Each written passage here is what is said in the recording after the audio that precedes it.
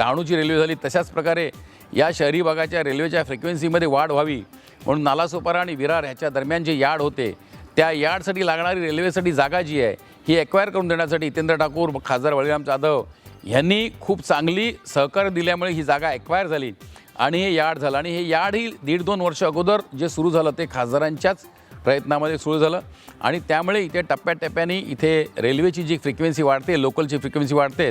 आणि त्यामुळे या भागामधल्या प्रवाशांची सोय होते. मला माहिती आहे की इथली जी प्रवाशांची समस्या जी आहे ही खूप मोठी समस्या आहे, पण मी प्रवाशांना ठामपणे सांगू इच्छितो की येत्या 5 वर्षामध्ये या प्रवाशांची आवश्यक बाब जी आहे की ट्रेनची फ्रिक्वेन्सी वाढवणं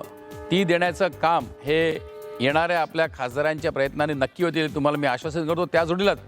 नायगावपासून वैतरणापर्यंतची जी 5 स्टेशनं आहेत ती 5 स्टेशनं सुशोभीकरण करणं आणि लोकांना सुखसोयी उपलब्ध करून हे एक मोठं आव्हान आम्ही उचलण्याचं ठरवलेलं आहे.